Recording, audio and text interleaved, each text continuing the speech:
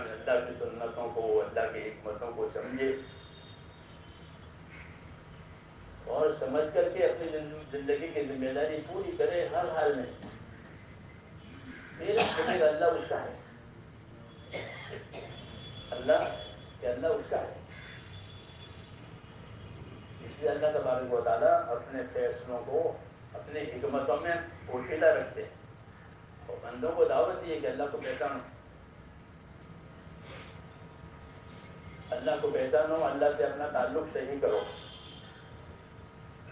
تو وہاں سے کوئی چیز بغیر حکمت کے، بغیر خیر کے نہیں آتی. پڑھتے نا بیدہ الخیر وهو علی کل شیء قدیر، کہ اللہ ہی کے ہاتھ میں خیر ہے، وہ تو ہر چیز پر قادر ہے.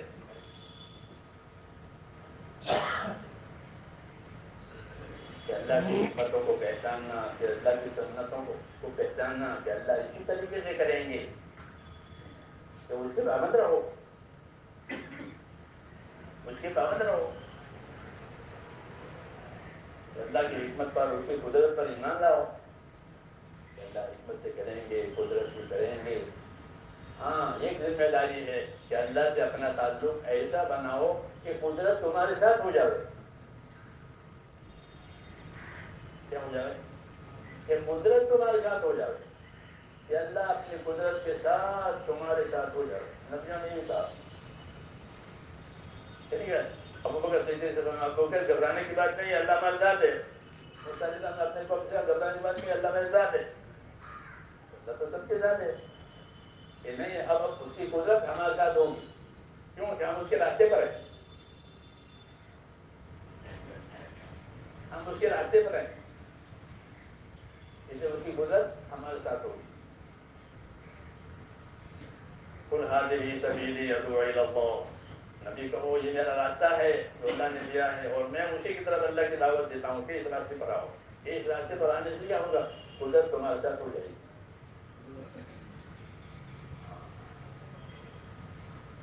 پھر قدرت اپنا کام کرے گی، سنت سے بھی، حکمت سے بھی. قدرت سامنے کا پیسے میں کہ تمہارے ہر چونچلے پورے ہو جائیں. ایسا نہیں ہوگا کہ تمہارے ہر چونچلے پورے ہو جائیں. جو میں چاہتا ہوں وہ پورا اللہ قدرت ایسا نہیں ہوگا. اللہ حکمت سے قدرت کو استعمال کریں گے. بیمار بھی بنائیں گے، تندرستی بنائیں گے، مالدار بھی بنائیں گے، غریب بھی بنائیں گے، بے چین بھی بنائیں گے. کیوں؟ حکمت کا تقاضا ہے، حکمت کا تقاضا ہے. اللہ حکیم ہے. حضور صلی اللہ علیہ وسلم نے فرمایا کہ ہر وقت اپنے پروردگار سے اچھا گمان رکھو تاکہ محروم نہ ہو جاؤ. نہیں تو محروم ہو گئے، نا امید ہو گئے، اللہ سے کٹ گئے. جابر بن عبداللہ فرماتے تھے کہ مجھ سے رسول صلی اللہ علیہ وسلم نے اپنی وفات سے 3 دن پہلے یہ بات فرمائی کہ اے جابر دیکھنا تمہاری موت اس حال میں آئے کہ تمہارا گمان اپنے اللہ کے ساتھ اچھا ہو.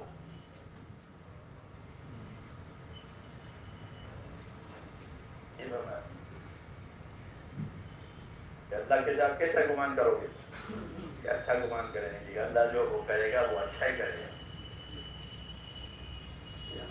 جب حکمت کھلے گی تب بات سمجھ آئے گی. حکمت نبیوں کے ساتھ ہی وہ چاہتے تھے، وہ نہیں ہوا. صحابہ چاہتے تھے کہ بھائی ہم عمرہ کے لیے آئے ہیں تو عمرہ کر کے جانا، یہ اللہ کا نبی ہے، یہ اللہ کا گھر ہے، یہ لوگ کیوں روک رہے ہیں؟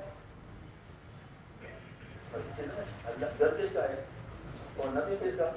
تو اللہ کے نبی کو اللہ کے گھر میں جانے دینا، یہ کیوں روکے؟ اور ان کے روکنے سے ہم کیوں رک جائیں؟ تو اس کیا کریں گے کہ لڑیں گے؟ آپ نے فرمایا نہیں، میں اللہ کا رسول ہوں، مجھے یہی حکم ہے کہ آپ عمرہ نہیں کرنا ہے، واپس جانا ہے.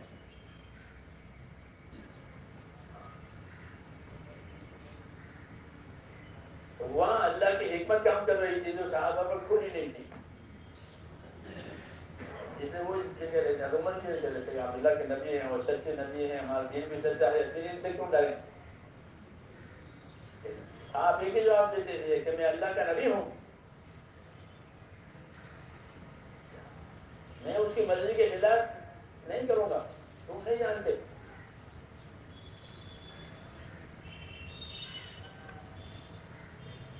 کیوں کہ ایمان کا یہی تقاضا ہے کہ جو اللہ رسول کہیں یا اللہ رسول بتائیں کہ وہی کرنا ہے، صحیح سمجھ میں آئے صحیح سمجھ میں آئے، اس کام سے سمجھ میں آ جائے گا۔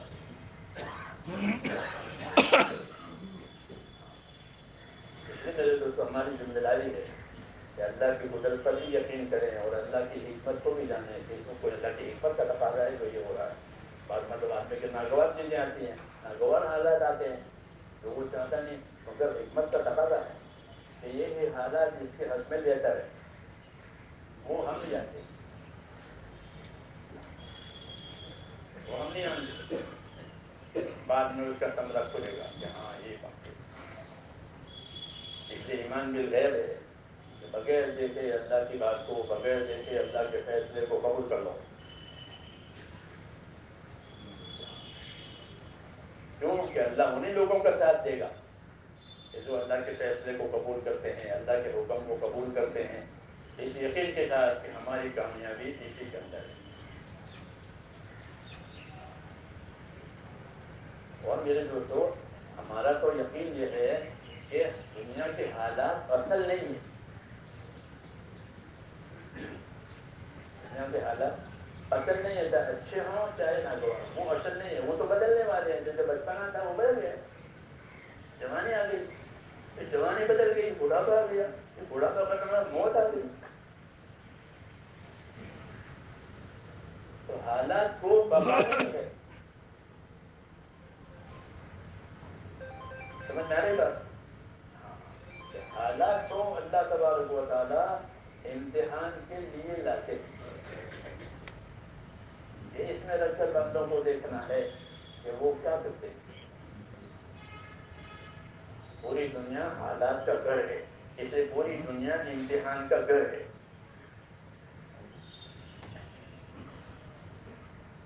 کیا ہے؟ امتحان کا گھر۔ حضور صلی اللہ علیہ وسلم فرماتے ہیں دنیا ہری بھری اور میٹھی ہے، اور تم میں سے ہر ایک کو اللہ تعالیٰ اس میں سے ایک کے بعد ایک کے بعد ایک کو گزاریں گے۔ پہلے دادا تھے، پھر ابا آئے، پھر ابا چلے گئے، پھر بیٹے آئے، بیٹے چلے پوچھے، اس طرح چلتا ہے۔ دنیا کا نظام اس طرح چل رہا ہے، اس طرح تمہیں ایک کے بعد ایک کے بعد لا کر کے ایک کا جانشین بنائیں گے۔ تو کیا حکمت ہے کہ یہ دیکھنا ہے کہ کون اس دنیا میں اپنی کارگزاری اچھی بناتا ہے، اس کو دیکھنے کے لیے یہ حالات لائے جاتے ہیں۔ ایمان کی برکت یہ ہے کہ ناگوار حالات جو ہے وہ انعام دلاتے ہیں، ایمان کی وجہ سے ناگوار حالات کہ وہ ایمان کی وجہ سے انعام دلاتے ہیں۔ حدیثوں میں کہ مومن بندہ کہ اس کو کوئی کانٹا بھی چوب جاوے تو پھر اس کے گناہ معاف ہو جائیں گے، یہ اس کے ایمان کی برکت ہے، دوسروں کے لیے نہیں دیتا کہ اس کی خطا معاف ہو جائے گی، اس کی خطا معاف ہو جائے گی، کیوں کانٹا چوب گیا، کوئی چیز کرنی رکھتی تھی، رکھ کے بھول گیا، اب اس کے ڈھونڈنے میں پریشان ہو گیا، پھر پریشانی کے بعد وہ بھی فرمایا اس پریشانی پر اس کے گناہ معاف ہو جائیں گے۔ ہوتا ہے کبھی چابی کہاں رکھ دی مل رہی ہے، میرے ان سے پوچھو، ان کی ماں سے پوچھو، پوچھو، اب تھوڑی دیر کے بعد وہ مل گئی۔ اچھا میں اس طرح ہے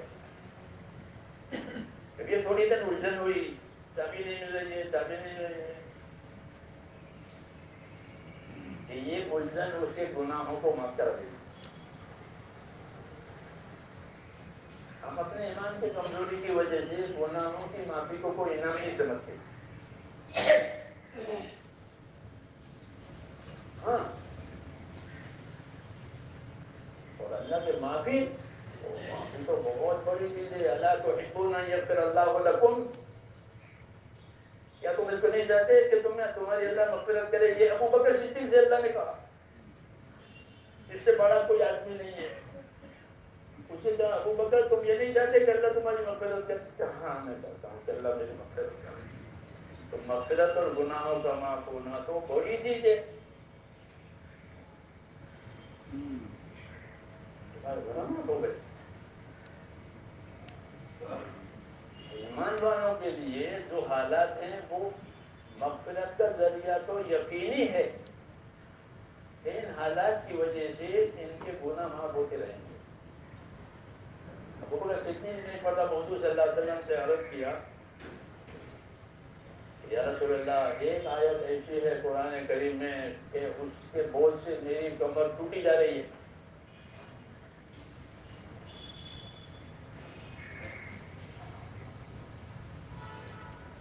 اس کا بڑا خوف ہے. کیا آیت آئی تمہارے سامنے؟ میرے سامنے یہ آیت آئی ہے کہ وَمَن يَعْمَلْ سُوءًا يُجْزَ بِهِ, جو آدمی کوئی بھی برائی بدی کرے گا اس کو اس کا بدلہ دیا جائے گا. ہم کو نہیں چاہنے ہے کہ جسے کوئی کمی, کوئی کوتاہی, کوئی برائی نہ ہوئی ساری زندگی,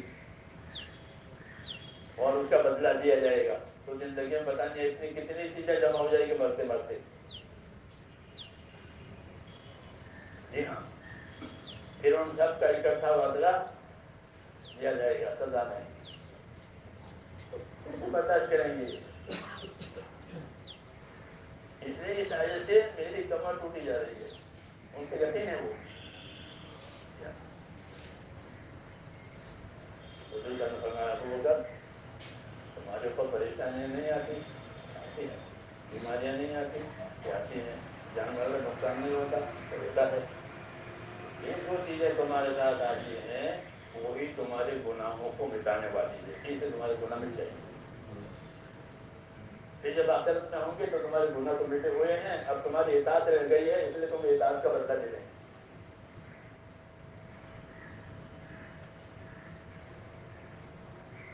اس لیے اپنے دین کو سمجھنے کی ضرورت ہے.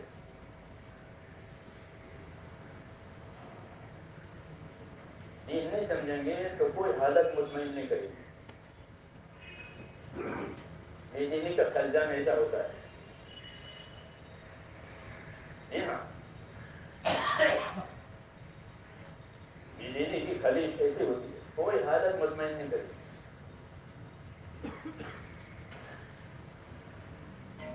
اس لیے کہتے ہیں دین سیکھو. دین سیکھو. دین کا سیکھنا ضروری ہے. تو اللہ کو بھی پہچانیں گے, اس کی حکمتوں کو پہچانیں گے, اس کی سنتوں کو پہچانیں گے. دین سیکھے بغیر یہ بات نہیں ہوتی. نبی آتا ہی ہے دین سکھانے کے لیے.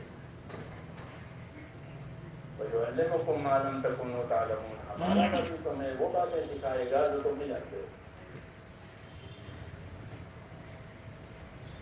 تو وہ باتیں نبی کے سکھانے سے ہی آئے گی. وہی باتیں, دوسری باتیں تو لوگ سیکھ لیں گے. دنیا کے اسباب اور اس کے استعمال کرنے کی باتیں, اس سے فائدہ اٹھانے کی باتیں سیکھ لیتے ہیں. بھینس کا بچہ پیدا ہوتے ہی پانی میں تیرتا ہے, دیکھنا یہ ڈوب جاتا ہے.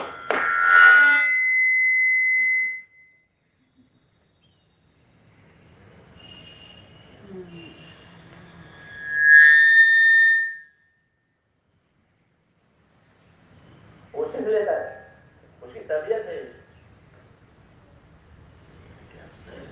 یہ چیزیں تو سیکھ لیں گے انسان بھی, جانور بھی.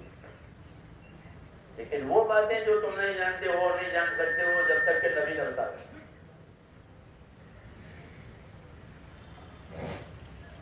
اس لیے دین کا سیکھنا ضروری ہے. دین سیکھیں گے تو دنیا کو استعمال کرنے کا طریقہ معلوم ہو جائے گا کہ اپنی دنیا کو کیسے استعمال کریں. یہاں تک کہ اپنی ذات کو بھی استعمال کرنے کا طریقہ معلوم ہوگا کہ آنکھوں کو کیسے استعمال کرنا، کانوں کو کیسے استعمال کرنا، ہاتھوں کو کیسے استعمال کرنا، مال کو کیسے استعمال کرنا.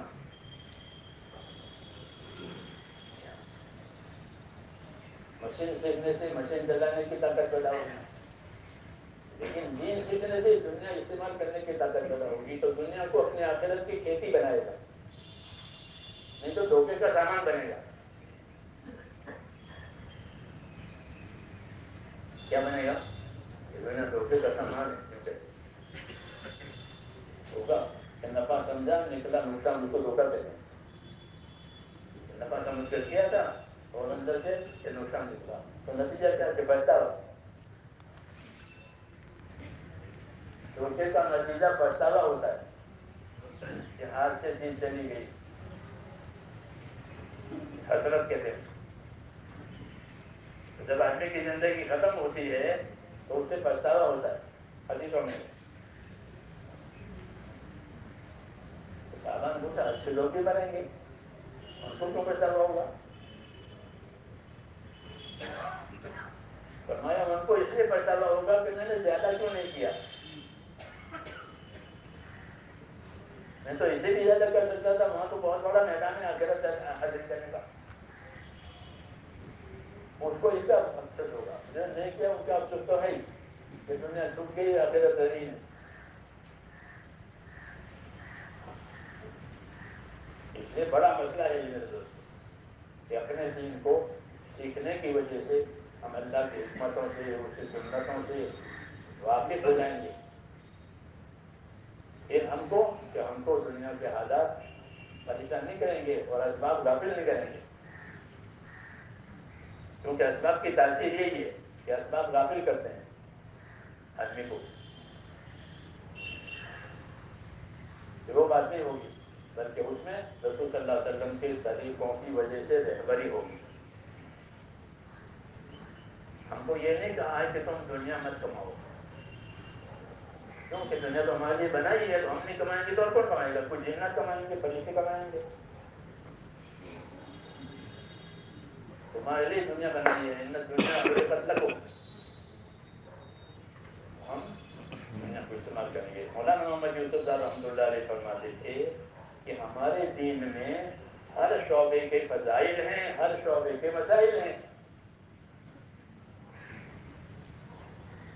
کیا ہے؟ ہر شعبے کے فضائل، ہر شعبے کے مسائل. فضائل سے مراد یہ ہے کہ اس شعبے میں لگنے سے تمہیں اللہ کیا انعام دے گا، اور اس شعبے میں لگنے کا کیا طریقہ ہے. یہ مسائل.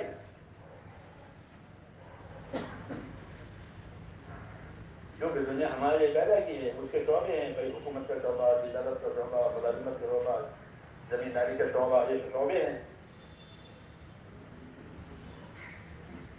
تو جب ہمارے لیے بنائی ہے تو اس میں لگنے کے انعام اکرام بھی ہوں گے. اسے فرمایا ہمارے ہر شعبے میں، ہر شعبے کے فضائل ہیں، ہر شعبے کے مسائل ہیں. تاجر کے لیے تجارت کے فضائل ہیں، جیسے نماز کے لیے نمازی کے لیے نماز کے فضائل ہیں. روزے دار کے لیے روزے کے فضائل ہیں. اور تاجر کے لیے تجارت کے فضائل ہیں. زمیندار کے لیے زمینداری کے فضائل ہیں. اس کی زمینداری سے اس کی آخرت بنے گی. فضائل میں بتایا جاتا ہے.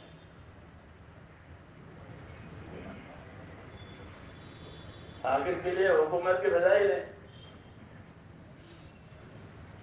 مزدور کے لیے مزدوری کے فضائل ہیں. حدیثوں میں فضائل اسی لیے ہیں کہ اللہ ہمیں کیا دینے والے ہیں. جب فضائل کا ذہن ختم ہو جاتا ہے تو پھر اعمال میں رسمیت رہ جاتی ہے. اعمال رسمی طور پر پورے ہو گئے، اس کی شکل کھڑی ہو گئی، اس میں کیفیت نہیں ہے. جیسے پلاسٹک کی چیزیں ہوتی ہیں، پلاسٹک کے میوے، پلاسٹک کے سیب، پلاسٹک کے میوے نہیں ہوتے. جیسے کہ انگور، جی ہاں، اور پلاسٹک کے پیڑ بھی کھڑے کر ہوتے ہیں بناوٹی، وہ ہرے ہی رہتے ہیں.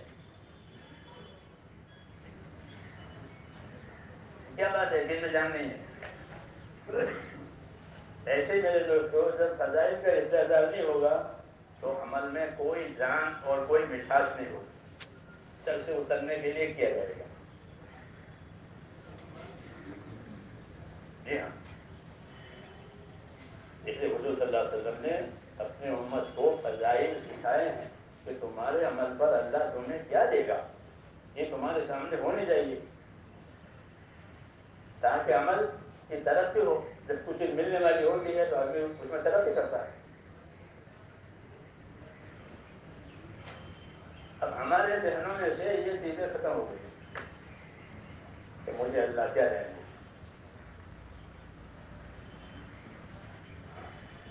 ورنہ ہمارے ہاں ہر شعبے کے فضائل ہیں، ہر شعبے کے مسائل ہیں.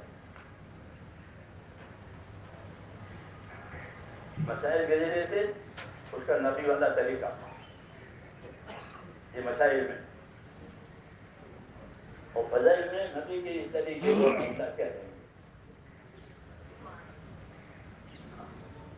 اسی سے عمل میں جان پڑتی ہے کہ مجھے اللہ یہ دینے والے ہیں. تو اگر اس عمل میں کوئی تکلیف آئی تو وہ ہلکی ہو جاتی ہے. کیوں کہ یہ ملنے والا ہے، کوئی چیز ملنے کی امید ہوتی ہے تو تکلیف ہلکی ہو جاتی ہے، اور کچھ ملنے کی امید نہیں ہوتی تو بھاری پڑتی ہے. اس لیے ہماری نمازیں ہلکی ہے، ہماری نماز ہلکی.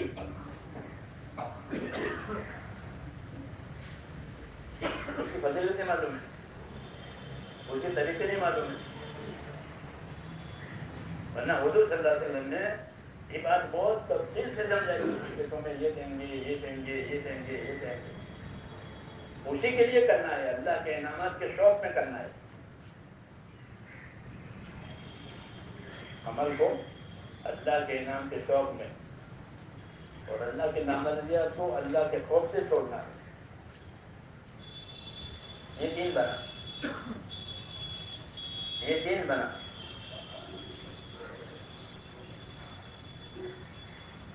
کہ حضور صلی اللہ علیہ وسلم فجر کی 2 سنتوں کو ہلکی پڑھتے تھے. کافرون پڑھتے تھے، قلوب اللہ پڑھتے تھے. اور ظہر کی 4 سنتوں کو لمبی پڑھتے تھے. جوتی لوگ ہیں نا طریقے ہیں. فجر کی سنتیں کہ دنیا معافی حاصل بہتر ہے. پتی دلیل ہے، ان کو سفر میں بھی آپ نہیں چھوڑتے تھے. مثال کے طور پر کہہ رہا ہوں، ایک پتی رکھ کہ دنیا معافی سے بہتر ہے. تو سنت فجر کی، ظہر کی 4 سنت کہ وہ تہجد کے برابر ہے. جیسے پچھلی آدھی رات کو اٹھ کے تہجد پڑھ، جیسے کہ اس کو لمبی پڑھتے تھے. طریقے ہیں اس کی فضیلت کمانے کی. اس لیے ہمارا استعداد اپنی ذہن میں، اپنی دعوت میں یہ ضروری ہے کہ ہم اس کو پڑھیں، اس کو سنیں. خالی ترتیب کرنے لگے یہ ہو رہا، یہ ہو رہا، یہ ہو رہا. ہوتی وہ ترتیب ہے، ترتیب بھی ضروری ہے، لیکن وہ ترتیب ہمارے اوپر اثر کرے، یہ ضروری ہے. جیسے دوا کی ترتیب، یہ دوا کا اثر. کہ میں نے 6 مہینے کا کورس پورا کر لیا، پھر کیا اثر ہوا؟ اس کا وزن گھٹانا تھا تو یا بڑھانا تھا، اس کا وزن بڑھا نہیں بڑھا، یہ دیکھتے ہیں ترتیب نے کیا اثر کیا.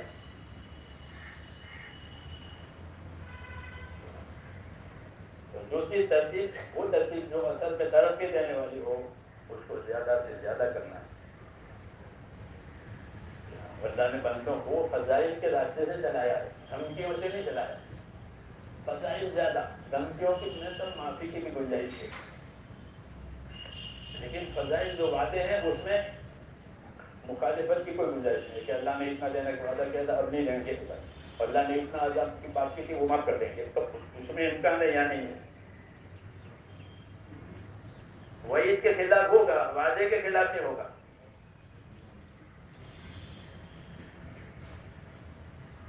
وعید کے خلاف ہوگا کہ اس کی اتنی سزا ہے لیکن اللہ کریم میں معاف کر دے گا، لیکن وعدے کے خلاف کہ وعدے کے خلاف ہوگا 27 نمازوں کا ثواب کہ نہیں دیتا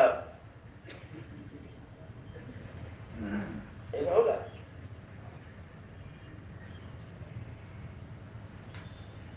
یہ اللہ کی سنتیں ہیں۔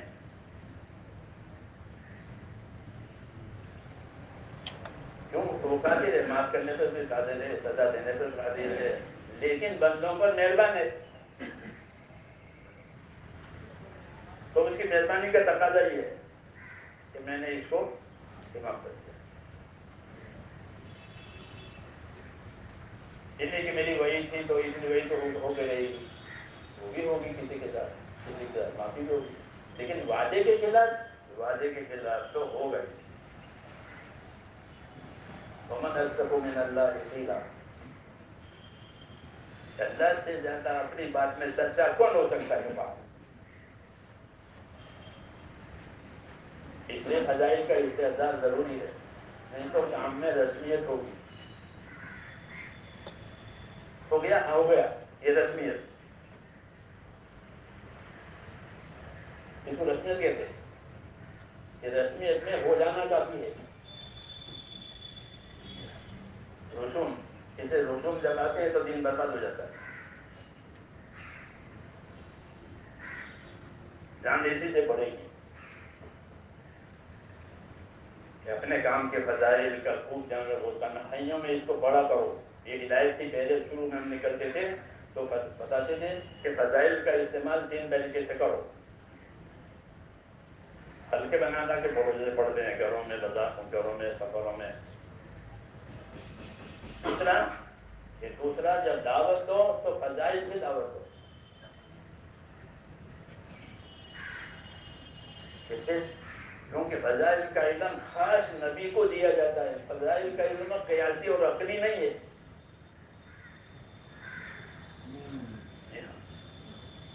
وہ خاص دیا جاتا ہے کہ بھائی بازار کا کلمہ بازار میں پڑھو گے تو 20 لاکھ کی ملے گی، مسجد میں پڑھو گے تو 1000 کے نا، مسجد میں نہیں ملے گی، وہیں ملے گی۔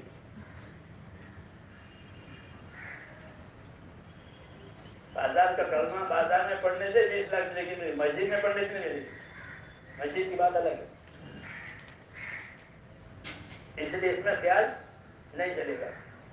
یہ تو وہاں ملتی ہے تو کو نہیں ملے، 27,000 بڑھ جاتی ہے نماز تو وہ بھی کہنا ہے ہمارے ایمان کی اور ہمارے عمل کی جان ہے کہ اللہ کے ایمان کے شوق میں اور اللہ کے خوف میں اللہ کے اطاعت کی جائے، یہ اصل ہے، نہیں تو رسمیت ہے۔ خود اس کو بھی مٹھاس نہیں معلوم ہوگی، دیکھ لیں اس کو خود اپنے عمل میں اپنی عبادت میں مٹھاس نہیں ملے گی،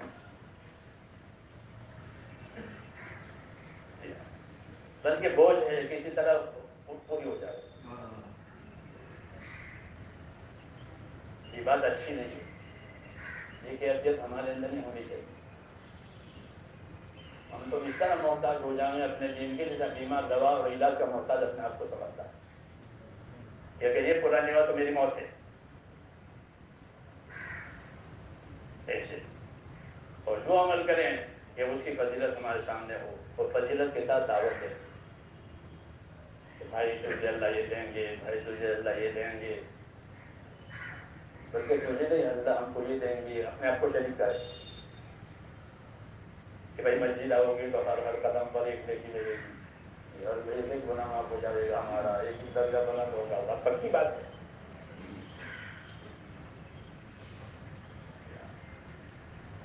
اس لیے میرے دوستو، دین کا کام مجاہدوں کے ساتھ کیا جاتا ہے، راحتوں کے ساتھ نہیں۔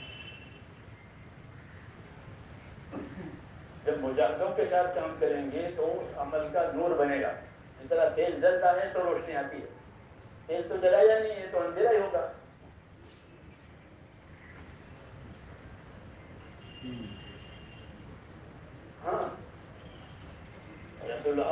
کہتے تھے کہ مجاہدوں کے ساتھ کام کرو، نماز مجاہدے کے ساتھ پڑھو،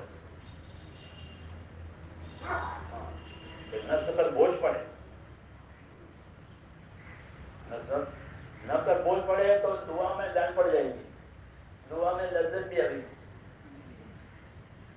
نہیں تو کب ختم ہو تو دعا مانگے رہے.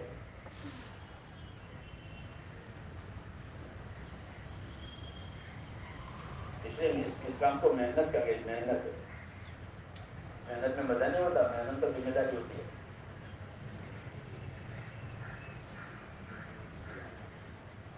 اس لیے میرے بھائیوں، کام کو اللہ تعالیٰ کے انعام کے شوق میں کرنا ہے اور اللہ کی مدد کے یقین کے ساتھ کرنا ہے کہ اللہ کی مدد کہ ضرور ہوگی. حضور صلی اللہ علیہ وسلم صحابہ سے فرماتے تھے جب انہوں نے شکایت کی حالات کی کہ ہمارے حالات ایسے ہیں، ہم خوف میں ہے، ہم کفر میں ہے، آپ دعا کیوں نہیں فرماتے، آپ مدد کیوں نہیں اترواتے؟ یہ شکایت لائے. حضور صلی اللہ علیہ وسلم نے فرمایا کہ یاد رکھو حالات بدلنے والے ہیں. یہ بات فرمائی کہ یاد رکھو حالات بدلنے والے ہیں. کہ حالات اسی کو کہتے ہیں جو بدل جائے. فرمایا گھبراؤ مت، حالات بدلنے والے ہیں اور جو تم چاہتے ہو اللہ وہ لائے گا.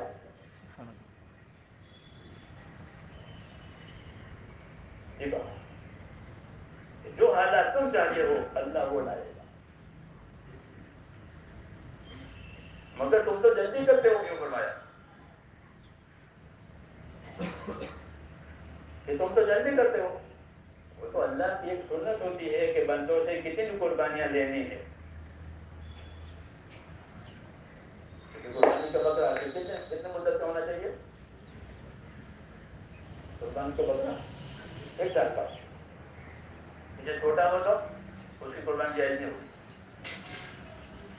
مدت تو قربانیوں کی ایک مقدار اللہ کے علم میں ہوتی ہے کہ کتنی قربانی بندوں سے لینی ہے. جب وہ پوری ہو جائے گی تو فیصلہ آ جائے گا. اس لیے کہا کہ تم تو جلدی کر رہے ہو، حالات بدلنے والے ہیں، لیکن تم سے کتنا کرانا ہے وہ اللہ دیکھنا چاہتے ہیں کہ اتنا یہ کر لیں کہ ہاں بس آپ بات ہو گئی پوری. جو تقاضا اللہ کے علم میں تھا وہ پورا ہو گیا. جب حالات بدل جائیں گے. 5 ہجری میں حضور نے فرمایا حالات بدل جائیں گے. کیوں کہ بہت حالات جھیلے خندق کے موقع پر، دھوپ بھی، سردی بھی، خوف بھی، سارا عرب دشمن بھی، اور اس کے باوجود سب جمے ہوئے ہیں. ہاں جو مناسب پوری ہو گئی. اس کے بعد سے ہی حالات بدلنے شروع ہو گئے. اب نیچے اتر رہا ہے. پہلے حالات عروج پر ہو گئے. کلیجے جو ہے وہ تو آ گئے.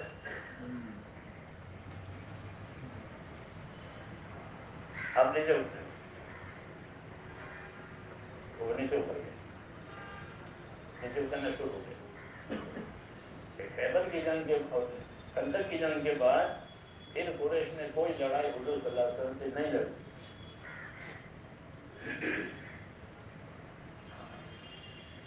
لڑائی قریش کی خندق کے بعد بند ہو گئی. ایک تو یہ بلا تھی جو ہر وقت پریشان کرتے رہتے. پھر صلح ہو گئی 10 سال کے لیے. یہ دوسرا حال آیا. اس صلح میں بہت لوگ مدینے آنے جانے لگے. صلح ہو گئی نا، راستے کھل گئے، آدھا سمجھنا شروع ہو گیا. 7ویں سال میں خیبر میں اسلام ہو گیا. خیبر کی طاقت ٹوٹ گئی. 8ویں سال میں مکہ معظمہ فتح ہو گیا، ختم ہو گیا قصہ. اور چابی حضور کے ہاتھ میں مکے خانہ کعبہ کی آ گئی. جب ہجرت فرمائی تھی تو یہ بات کہی جائی تھی کہ ابھی تو ہجرت ہو گئی، اللہ نے فرمایا ہم آپ کو دوبارہ واپس لائیں گے.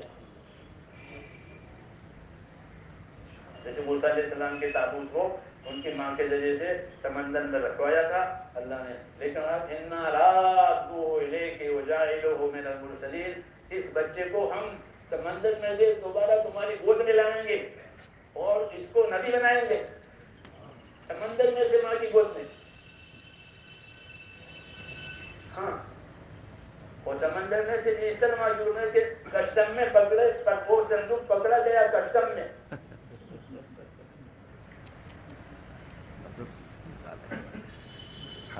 جی ہاں، پولیس والوں نے اس کو کھولا، بھائی کھولو.